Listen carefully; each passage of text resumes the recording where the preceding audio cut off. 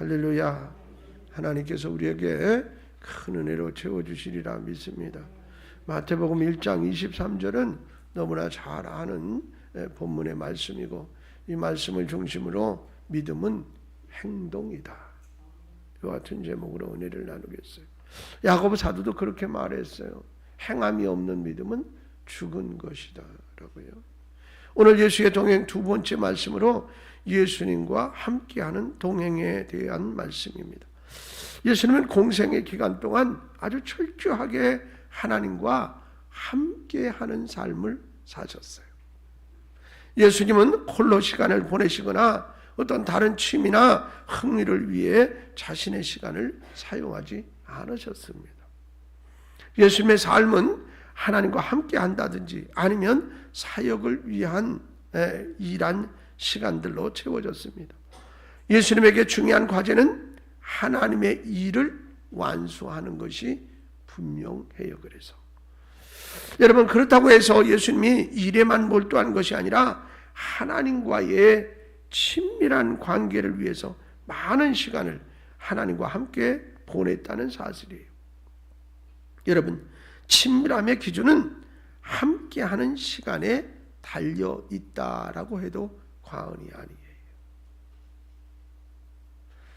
가령 한 달에 5분, 10분 정도 함께 한다면 그렇게 아주 친밀한 관계는 아닐 겁니다. 저도 어느 날 이제 핸드폰 뭐 이렇게 만지다가 전화번호를 이렇게 정리하면서 보면 1년 내내 한 번도 연락을 안 한 사람도 많아요. 그런 사람과는 그냥 아는 것이지 친밀하다고 말하기가 어렵지 않아요?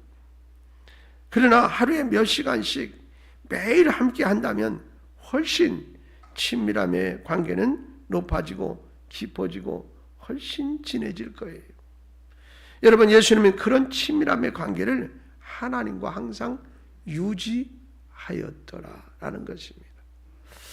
예수님의 하루 시작은 이렇습니다. 마가복음 1장 35절 말씀을 보니까 새벽 아직도 밝기 전에 예수께서 일어나 나가 한적한 곳으로 가사 거기서 기도하시더니 그랬어요. 어느 분이 신앙생활을 하는데 다른 거는 참 그냥 그렇게 저렇게 할 만한데 새벽 기도는 못 드리겠다는 거예요.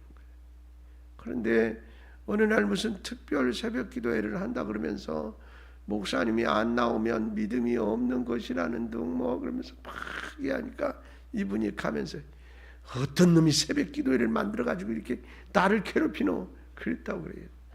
여러분, 예수님이 만드셨어요. 어쩐데요? 그러니까 여러분, 우리가 예수님이 얼마나 사역을 위해서 일하시고 또 기도하셨는가를 알 수가 있어요. 이것도 뭐예요? 예수님은 하루의 일과를 하나님과 함께 시작하는 거예요. 기도한다는 건 하나님과 교제하는 것이잖아요. 그리고 대충 보내지 않고 깊이 있게 한적한 곳으로 가셔서 기도하면서 밀도 있는 시간을 보내셨음을 볼 수가 있어요. 예수님이 하나님과 함께하는 시간을 보낸 이유가 그럼 뭘까요? 첫째, 그렇게 해야 하나님의 뜻을 명확하게 알 수 있기 때문이에요. 자신은 무엇을 해야 하며 어디로 가야 하는지 선명하게 아실 수 있는 방법은 하나님과 깊은 시간을 갖는 것 외에는 불가능하다는 것을 보여주는 예가 되겠습니다. 둘째는 재충전을 받기 때문입니다. 예수님은 날마다 새로운 사역과 새로운 도전을 준비해야 했습니다. 예수님은 하루도 같은 일이 반복되지 않았고 만나는 사람과 문제들과 상황이 전혀 예상할 수 없는 초긴장 상태의 모습으로 사서야 했을 거예요. 여러분, 그러므로 영적으로 충만하지 않거나 고갈되어 있으면 사명을 지속할 수가 없는 것입니다. 오직 성부 하나님과 시간을 가지면서 재충전돼야만 새로운 능력으로 일할 수 있었던 것이지요. 세 번째로는 변함없이 목적을 향해 달려갈 수 있기 때문에 그렇습니다. 성부 하나님과 함께 있으면 무엇을 위해서 힘을 다하고 목숨을 다할 수 있는지를 알게 됩니다. 예수님은 하나님의 뜻을 이루기 위해서 이 세상에 오셨지만 마지막까지 완수한다는 것은 쉬운 일은 아니었어요. 고난이나 핍박, 죽음을 이길 수 있는 힘이 없으면 중도에 아마 포기하고 말아야 하는 거지요. 맡겨주신 길을 끝까지 이루기 위해서 예수님은 하나님과 함께 하셨던 것입니다. 예수님은 당시에 잘 나가는 사람들, 유력한 사람들이나 권세 있는 사람들과 함께 하면서 그들을 의지하거나 도움을 받으려 하지 않으셨습니다.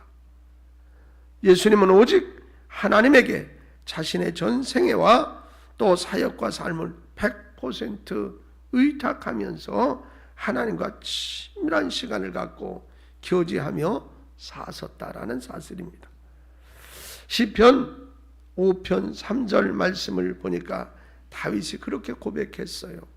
여호와여, 아침에 주께서 나의 소리를 들으시리니 아침에 내가 주께 기도하고 바라리이다. 라는 하루의 출발이 하나님으로부터 시작되는 것이 얼마나 중요한 것인가를 말씀해 주고 있어요.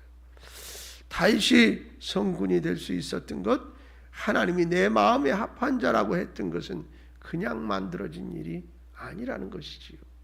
여러분, 하루의 일과의 시작을 하나님과 함께 했어요. 여러분, 하나님과 함께 하지 않으면 그 하루는 어떻습니까? 불안하거나 꺼림칙할 정도로 하루를 실패하거나 낭비할 수 있는 것입니다. 그러므로 예수님은 항상 함께라는 것을 자신의 삶의 중심에 놓았더라. 누구와 함께? 하나님과 함께. 요한복음 8장 16절 말씀에 만일 내가 판단하여도 내 판단이 참되니 이는 내가 혼자 있는 것이 아니요 나를 보내신 이가 나와 함께 계심이라. 요한복음 8장 29절에 가서는 나를 보내신 이가 나와 함께 하시도다. 나는 항상 그가 기뻐하시는 일을 행함으로 나를 혼자 두지 아니하셨느니라 그랬어요. 누구와 함께 하는가에 따라 승리와 패배가 결정되었는지 분명히 아셨기 때문에 기회가 있을 때마다 이 말씀을 계속 강조하고 계신 것이라. 예를 들어 12 제자들을 세우셨을 때 하셨던 말씀이 무엇인 줄 아십니까? 마가복음 3장 14절이에요. 같이 한번 읽겠어요.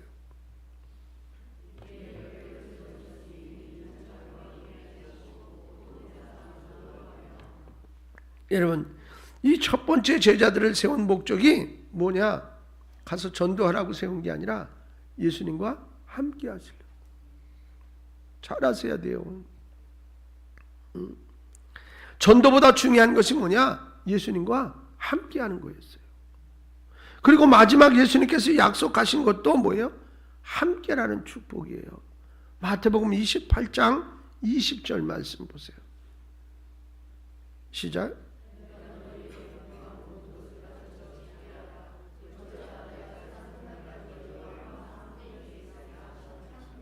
할렐루야. 예수님은 하나님과 함께하는 삶을 중심으로 사셨어요. 제자들도 예수님과 함께하는 삶을 중심에 두고 산 사람들이었어요. 그렇다면 우리들은 어떻게 살아야 할까? 답이 나오잖아요. 예수님과 함께 살아야 합니다. 할렐루야. 그리고 세상에 많은 우리는 축복을 받기를 소원하고 있어요. 그런데 가장 큰 축복은 뭐냐? 하나님이 나와 함께 하십니다. 믿습니까? 표정은 안 믿는 것 같아요.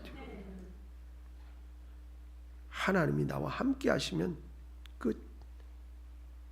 뭘 더 바랄 게 있어요? 여러분, 오늘 본문 예수님이 이 세상에 왜 오셨는지를 명확하게 말씀해 주고 있어요. 다시 한번 읽겠어요. 보라, 처녀가 잉태하여 아들을 낳을 것이요 그의 이름은 임마누엘이라 하리라 하셨으니 이를 번역한즉 하나님이 우리와 함께 계시다 함이라. 이 말을 바꾸면 뭐예요? 하나님이 나와 함께 하시다. 에? 하나님이 주신 최고의 은혜는 임마누엘의 이름을 가진 예수님이세요.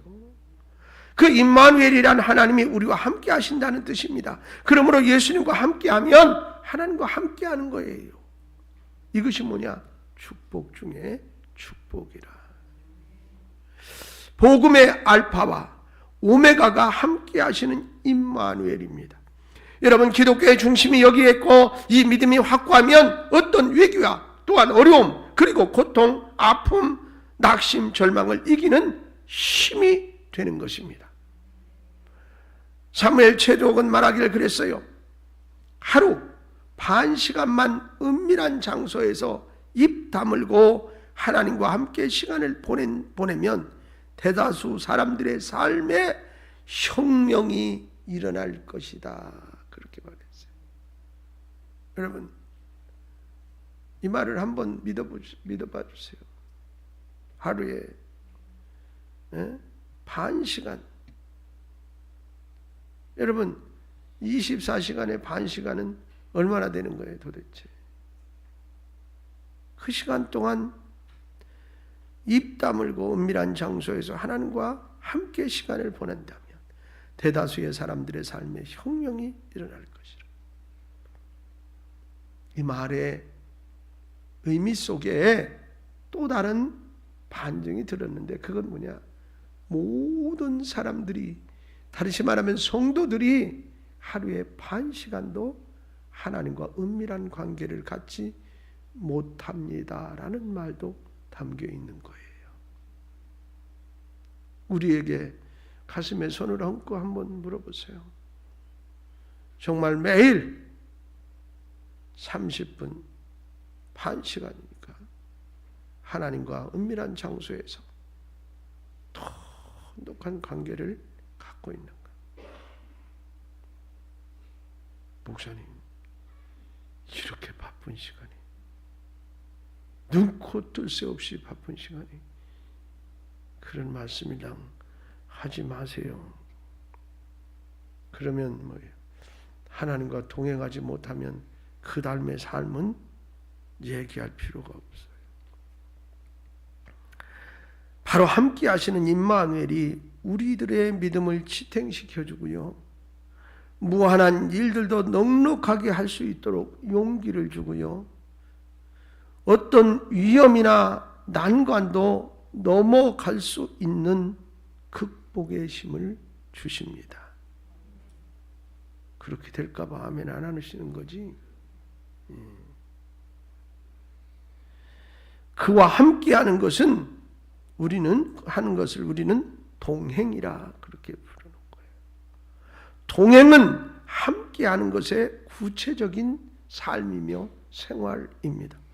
믿음은 예수님과 함께 하는 것이라고 할 때 믿음은 예수님과 동행하는 것이다 라고 말할 수 있는 것이다, 그 말입니다. 좀 더 구체화되고 생활화되는 것이 동행이에요. 그러면 동행하는 믿음이란 구체적으로 어떤 믿음을 말하는 것인가? 첫째, 예수님에게 나오는 자만이 동행할 수 있는 믿음입니다. 예수님과 함께 동행하기 위해서 사람들이 취할 태도는 먼저 예수님 앞으로 나오는 거예요. 요한복음 5장 37절로 40절 말씀을, 긴 것 같지만 그렇게 길지 않으니까 같이 읽겠어요. 천천히 읽겠어요. 시작. 또한 나를 보내신 아버지께서 친히 나를 위하여 증언하셨느니라. 너희는 아무 때에도 그 음성을 듣지 못하였고 그 형상을 보지 못하였으며 그 말씀이 너희 속에 거하지 아니하니 이는 그가 보내신 이를 믿지 아니함이라. 너희가 성경에서 영생을 얻은 줄 생각하고 연구하거니와 이 성경이 곧 내게 대하여 증언하는 것이니라. 그러나 너희가 영생을 얻기 위하여 내게 오기를 원하지 아니하는도다. 이 말씀에는 주님의 한탄과 같은 내용이 담겼어요.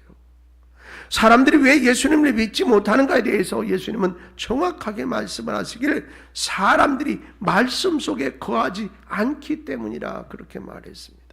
하나님은 계속해서 말씀하시며 증언을 하셔도 사람들은 그 말씀을 받아들이지 않으므로 예수를 믿을 수 없는 것이다.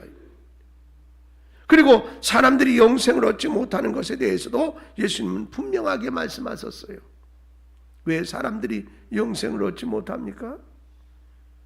성경에 영생을 얻는 길이 제시되어 있는데도 사람들이 영생을 얻지 못하는 이유가 무엇이냐 그 말입니다. 여러분, 성경은 연구하지만 영생을 얻기 위해 예수님께 나오지 않는다는 거예요. 성경을 연구하는 것으로 영생을 얻는 것이 아니라 예수님에게 나와야 영생을 얻는다. 이렇게 지금 말씀하고 계세요. 예수님과 사람들이 동행하지 못하는 이유도 같다고 생각합니다. 교회까지는 왔고요, 예배는 드리고요, 열심히 성경도 보고요, 설교도 듣고요, 찬양도 하고요, 기도도 합니다. 그러나 예수님에게 나오지 않습니다. 이게 무슨 말이에요? 마태복음 7장 14절에 보니까요, 생명으로 인도하는 문은 좁고 길이 협착하여 찾는 이가 적음이라 한 것처럼 사람들은 예수님을 직접 찾거나 그 앞에 나오려는 사람이 적다는 거예요. 사람들은 기독교에 적을 두고 교회에 소속되고 기독교라는 울타리에 들어오는 정도의 종교적인 행위는 하지만 예수님을 인격적으로 만나면은 실패하는 경우가 너무나 많다라는 얘기예요. 그래서 예수님과 만나는 직접적인 믿음보다 예수님에 대해서 아는 정도의 간접적인 믿음에 머물게 된다, 그 말이에요. 예수님과 동행하는 것은 예수님 앞으로 나와 예수님과 삶을 함께 하는 것을 말합니다. 아주 중요한 얘기예요. 그냥 교회만 왔다 갔다 하는 것은 종교행위라. 여러분, 그래서 우리는 이 종교행위에 그쳐서는 아니 된다, 그 말이에요. 여러분, 그래서 예수님과 만나는 직접적인 믿음보다 예수님에 대해서 아는 정도로는 안 되지요. 그래서 예수님은 계속해서 사람들을 어떻게 자꾸 초청하시면서 자신에게 오라고 부르시고 계시는 거라.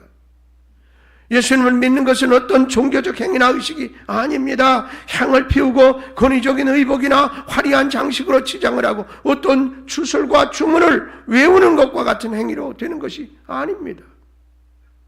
예수님을 믿는 것은 예수님과 함께 하는 것입니다.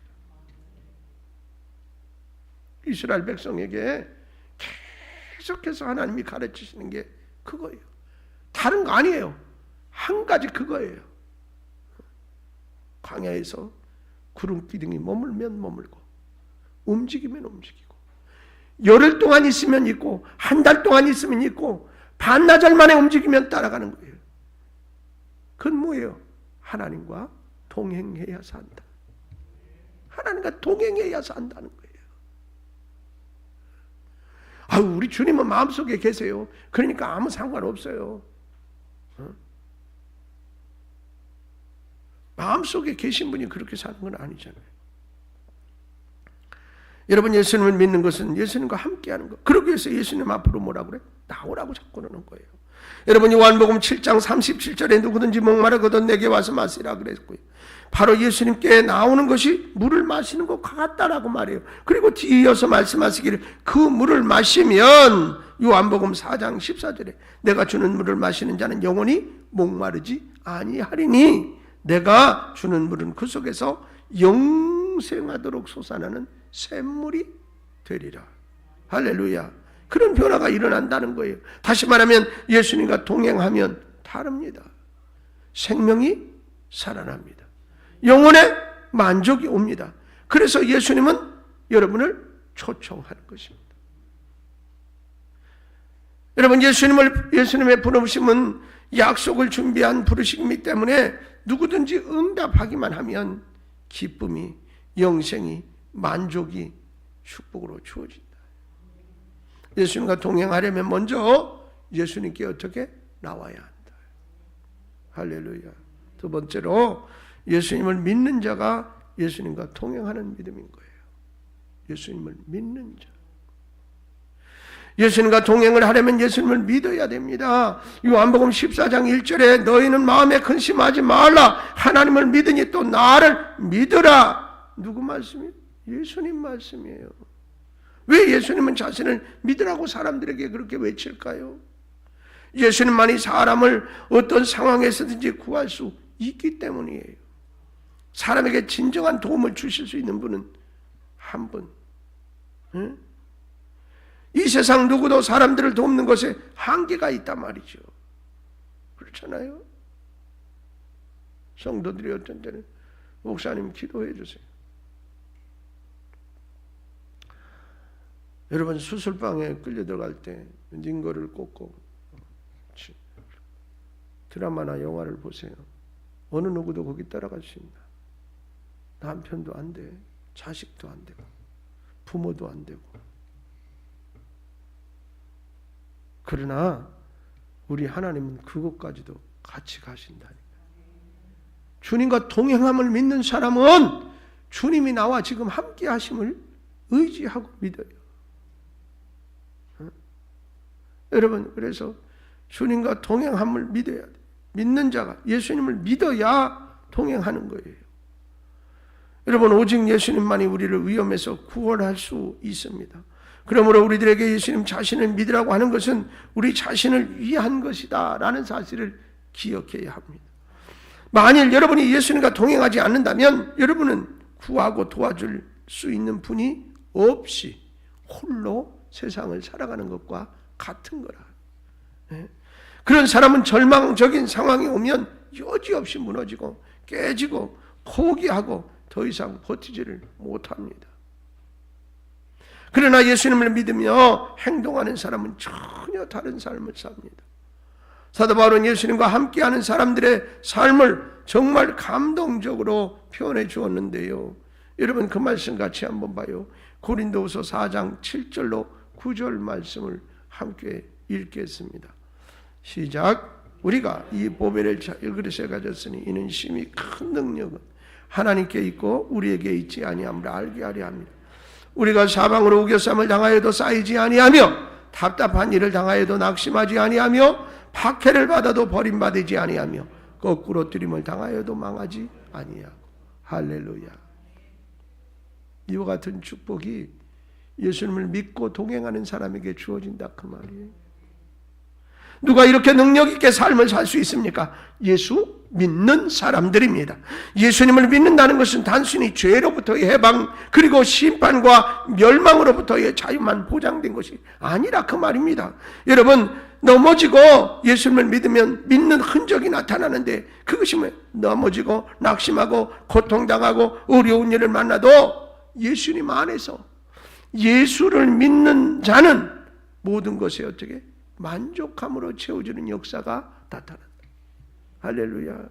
그래서 성경에는 예수님을 구원자라고만 하지 않고 목자로 왕으로 신랑으로 모든 은혜를 베풀어 주시고 함께하는 축복을 보여주고 있어요.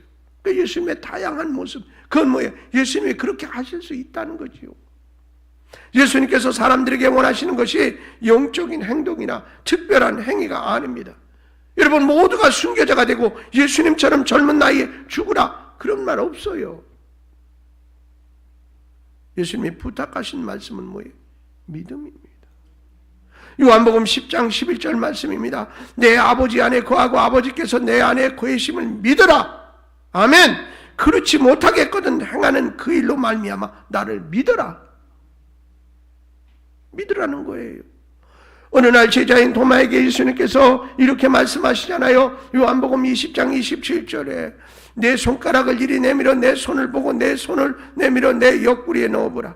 그리하여 믿음 없는 자가 되지 말고 믿는 자가 되라. 예수님은 믿음을 주기 위해 끈질기게 때로는 무모하리만큼 열정을 보여주셨어요. 왜 믿음입니까? 그래야 살 수 있기 때문입니다. 그리스도인은 믿음이 없으면 죽습니다. 예수님과 동행하는 것은 예수님을 믿는 것이다. 할렐루야. 마지막으로 예수님을 사랑하는 자가 예수님과 동행하는 믿음입니다. 예수님과 동행할 수 있는 사람의 자격이 사랑이에요. 사랑. 왜냐하면 예수님 자신이 사랑이시기 때문에 같이 걷고 나누고 하다가 하나가 되려면 서로 닮거나 마음이 일치돼야 돼요. 여러분 그래서 우리가 배우자를 찾을 때 그 사람이 스펙이 어떠냐, 어떻게 생겼느냐, 돈이 많으냐, 똑똑하냐 이런 것도 굉장히 중요한 요소들 중에 하나라고 외치지만 가장 중요한 것은 뭐예요? 마음이 닮아야 돼. 생각이 닮아야 돼. 즉 사상이 닮아야 된다. 이거요 못 고쳐 먹어요.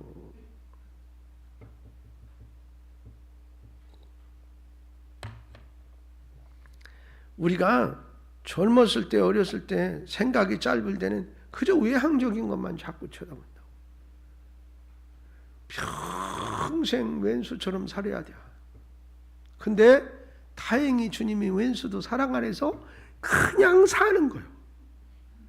그것보다 사상이 맞아서 사랑하면 얼마나 좋아. 여러분 예수님을 사랑하라고 그랬어요. 그래서 예수님과 동행하는 것이 예수님을 사랑하는 거래요. 그런데 뭐야? 왜 사랑해야 되냐? 그분이 사랑이시기 때문에. 물하고 기름하고 섞으면 안 섞여요. 막 희정하면 섞은 것 같아. 근데 나중에 보면 분리돼요. 이런 거예요. 사랑과 사랑이 섞이는 거라. 본질이 같아야 한다니까요. 네? 여러분 그러면서 말씀하시기를 사랑이 있어야 함께 동행할 수 있다고 그랬어요. 그리고 여러분이 정말 예수님과 동행하고 싶으면 이걸 지켜야 된단 말이에요. 근데 마태복음 10장 37절을 보니까 뭐라고 말씀하셨는지 한번 읽어보세요.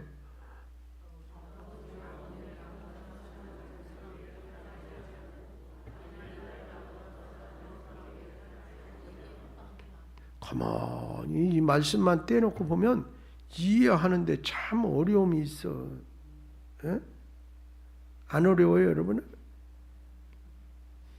아버지, 어머니를 예수님보다 더 사랑하는 것은 합당하지 않다는데 이 말씀을 직역해. 그러면 예수님은 부모를 사랑하지 말으라. 그러는 거 아니야. 날만 사랑해, 나만. 물론 여러분 그렇지요. 결혼해봐. 새끼가 제일 우선이지. 부모님은 뭐 저 밑에 가서 어디 잘 안 보일 거라마. 뭐 실천은 하고 살기는 하지만, 근데 예수님이 자신이 그렇게 말씀하셨다는데 이게 이해가 되느냐 말이에요. 이 말씀을 그런 의도가 아닙니다. 예수님의 절대성을 강조하는 말씀이에요. 그러니까 이 말씀의 의도는 하나님의 나라에 합당한 사람은 사랑을 말할 때 부모의 수준만큼은 넘어서야 한다라는 역설적인 말씀인 것이라. 이만큼 예수님은 사랑을 말할 때 강력하게 설명하시고 말씀하셨어요. 왜냐? 사랑이 예수님의 본질이시기 때문에. 예수님과 동행하려면 예수님을 사랑해야 합니다. 여러분 성경에도 있고 나중에 이제 뭐 이스라엘 사람들이 이제 미드라시나 이런 데 보면 그렇잖아요. 우리 들어봤을 거예요. 사랑하지 않으면 더 넓은 집안에서 사랑하지 않는가 살면 답답해서 죽을 지경이라는 거지. 그런데 사랑하는 사람과는 칼날 위에서도 잠을 잘 수 있다. 그렇게 표현했어요. 그러니까 이 사랑이 이렇게 위대한 것이라. 그런데 여러분 부부가 사랑을 안 해봐. 왼수가 따로 없는 거라. 그런데 사랑을 해봐. 엄청난 시너지 효과가 나타나는 거라. 그런 거예요. 여러분 그래서 이것은 우리 예수님께서 함께 교제하고 예수님과 함께 하고 싶고 예수님과 함께 하려면 부모나 자녀보다 더 사랑하는 마음이 있어야 된다. 이런 표현을 했는데 이것은 의지로만 되는 것이 아니라 이 말 속에는 희생까지 동반되어야 한다라는 의미가 있어요. 즉 그래서 예수님을 사랑하는 자는 계명을 지키는 것이라고 했을 때 말씀을 지키는 것도 억지로 하는 것이 아니라 사랑하는 것으로, 사랑으로 하는 것은 다르다는 것을 말씀하고 있어요. 그 사랑하면 가능해요. 예수님을 사랑하려면 새로운 본성, 다시 말하면 예수님의 마음을 갖지 않으면 할 수 없다. 예수님의 사랑은 인간의 본성적 사랑을 말하지 않았어요. 그래서 이제 히브리 사람들, 헬라 사람들은 사랑을 여러 가지로 표현했잖아요. 아가페, 에로스, 스톨게 이렇게 사랑을 표현한 이유가 그래서 그래요. 사랑의 종류가 있다는 거예요. 여러분, 그래서 예수님의 사랑은 인간적인 본성의 사랑을 말하는 것이 아니라 예수님의 사랑은 구속적 사랑, 희생적 사랑, 영원한 사랑, 거룩한 사랑, 이 사랑을 말합니다. 이런 사랑을 한마디로 표현하면 신적 사랑이다, 이렇게 말해요. 이 사랑이 있어야 원수를 사랑할 수 있는 거예요. 가벼운 사랑 가지고는 안 돼요. 마태복음 5장 44절에 나는 너희에게 이르노니 너희 원수를 사랑하며 너희를 박해하는 자를 위하여 기도하라 그랬고, 누가복음 6장 또한 27절에 그러나 너희 듣는 자에게 내게 이르노니 너희 원수를 사랑하며 너희를 미워하는 자를 선대하며, 이런 사랑은 세상에서 볼 수 있는 그런 사랑이 아니라 그 말입니다. 잘해주는 사람을 사랑하는 거 할 수 있어요. 가족을 사랑하는 거 가능하지요. 가까운 사람을 사랑하는 거 누구나 할 수 있어요. 혹여 가끔은 이것도 못하는 사람도 있기는 해요. 그러나 원수를 사랑하고 미워할 수밖에 없는 사람을 사랑하는 것은 신적인 사랑으로만 가능한 것이라. 그래서 예수님의 사랑은 세상에서 하는 사랑과 다르다, 전혀. 사랑을 설명할 때 빼놓을 수 없는 사건이 있어요. 누가복음 7장 36절로 47절 말씀에 나오는 향유를 부은 여인의 이야기예요. 유일하게 예수님에게 향유를 부은 여인 이야기. 언제 듣고 보아도 아름답고 정말 닮고 싶은 러브 스토리예요. 예수님을 믿는 사람들은 누구나 이런 멋진 로맨스를 한 번은 해보고 싶다, 그런 꿈이 있어야 하지 않을까라는 생각이 들어요. 예수님을 믿는 사람이라면 꼭 주인공 이 드라마에 한번 해보고 싶다. 주님께서 이 스토리의 주인공인 여인에 대한 평가가 아주 특별합니다. 여러분, 본문을 그 말씀을 읽지는 않지만 잃어버리지 마세요. 사랑이 많은 여인, 이렇게 말했어요. 사랑이 많은 여인. 표현이 특별하지 않아요?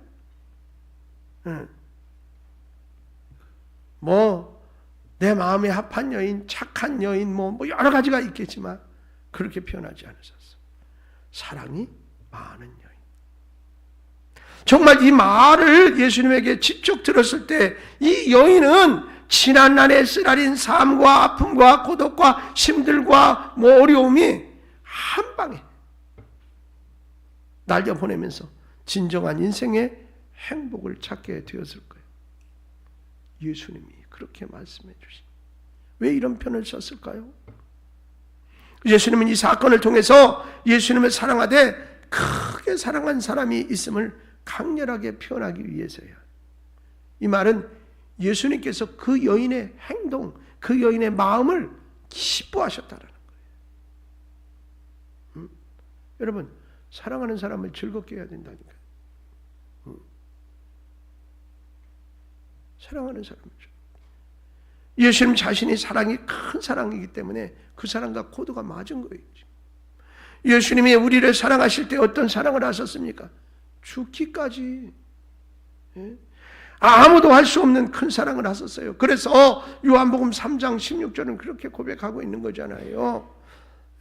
뭐라고? 하나님이 세상을 이처럼 사랑하사 독생자를 주셨으니 이는 그를 믿는 자마다 멸망치 않고 영생을 얻게 하려 하십니다. 또한 빌립보서 2장 8절 말씀에도 그랬어요. 사람의 모양으로 나타나서 자기를 낮추시고 죽기까지 복종하셨으니 곧 십자가에 죽으심이라. 그러므로 향유를 부으며 큰 사랑을 보여주었던 여인의 모습과 예수님이 우리를 사랑하시는 큰 사랑의 모습이 닮았다, 그렇게 표현하신 거예요. 일치하는 사랑이다. 그래서 사도 바울도 예수님의 신적 사랑을 이렇게 표현했어요. 그 유명한 갈라디아서 2장 20절이에요. 같이 한번 읽어요. 내가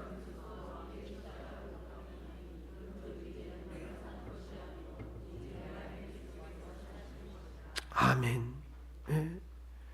여러분, 오직 내 안에 그리스도께서 사시는 것이라. 이제 내가 육체 가운데 사는 것은 나를 사랑하사 나를 위하여 자기 자신을 버리신 하나님의 아들을 믿는 믿음 안에서 사는 것이라. 바울 자신도 예수님을 사랑하는 모습이 이제 예수님이 자신을 사랑하는 모습과 동일했어요. 예수님과 동행하려면 예수님을 어떻게 크게 사랑할 수 있어야 합니다. 작은 사랑으로 예수님을 사랑하는 것은 합당한 일이 아니라 그 말입니다. 나의 사랑의 분량을 지금보다 좀 잘하게 해야 할 필요가 있습니다. 여러분, 혈연적인 사랑을 넘지 못하면 신적 사랑을 할 수가 없습니다. 잘못된 사람을 용서하는 것, 미운 사람을 품에 안는 것, 싫은 사람을 감싸주는 것, 그리고 못된 사람을 긍휼히 여기는 것, 심지어 배신한 사람을 따뜻한 애정으로 대하는 것, 모두는 예수님의 사랑만으로 가능한 사랑이라 그 말입니다. 예수님의 사랑은 거저주는 사랑이고 먼저 하는 사랑이고 크게 하는 사랑이에요. 교회이든 가정이든 직장에서든 우리들의 사랑이 얼마나 부족하고 형편없는 사랑이었는지를 깨달아야 됩니다. 예수님의 사랑을 생각해 보세요. 십자가의 사랑을 바라보세요. 십자가에서 넘쳐나는 주님의 사랑을 바라보시기 바랍니다. 왜 이렇게 우리의 이성과 감정과 의지가 사랑으로부터 멀어져 있는지 생각해야 돼요. 예수님의 사랑만이 가치가 있고 배울 만한 사랑인 것이라. 여러분, 진정한 사람은 예수님의 사랑입니다. 진정한 사랑은 예수님을 사랑하는 사람이 예수님과 동행할 수 있는 사람이라는 사실을 잊지 마시기를 바랍니다. 그분을 사랑하는 만큼 표현할 수 있고 잘할 수 있어요. 예수님은 여러분과 동행하시기를 원하십니다. 그러기 위해서 예수님에게 나오는 자가 되어야 합니다. 둘째는 예수님을 믿는 자가 되어야 합니다. 셋째는 예수님을 사랑하는 자가 되어야 됩니다. 이스라엘 최초의 지도자였던 모세는 이렇게 부르짖는 기도를 했습니다. 출애굽기 34장 9절에 이르되 주여 내가 주께 은총을 입었거든 원하건대 주는 우리와 동행하옵소서. 이는 목이 뻣뻣한 백성이니이다. 우리의 악과 죄를 사하시고 우리를 주의 기업으로 삼으소서라고. 여러분, 모세는 은혜를 입은 자신의 증거가 하나님이 동행하는 것임을 알고 하나님의 동행을 위한 기도를 간절하게 드렸어요. 혹목이 뻣뻣한 백성이지만 악과 죄악을 사하여 주시고 기업으로 삼아달라고 동행하는 자신인 하나님이 베푸시는 축복을 위해 기도했던 것입니다. 지금 우리에게 필요한 기도가 이런 기도라. 능력도 필요하고 지식도 필요하고 경제 회생도 필요하고 행복도 필요하고 성공도 필요합니다. 그러나 더 간절히 필요한 것은 주님, 나와 동행하옵소서 라는 임마누엘의 기도입니다. 예수 그리스도께서 우리와 임마누엘로 동행을 하실 때 진정한 자유와 평화가 임하는 것입니다. 임마누엘 되시는 예수님과 동행할 때 인간, 가정, 교회, 국가의 모든 문제와 짐과 어려움이 해결될 수 있는 줄로 믿으시기를 바랍니다. 오직 임마누엘 예수님과 동행하는 믿음으로 살아가시기를 주님의 이름으로 축원합니다. 할렐루야. 찬양하겠습니다.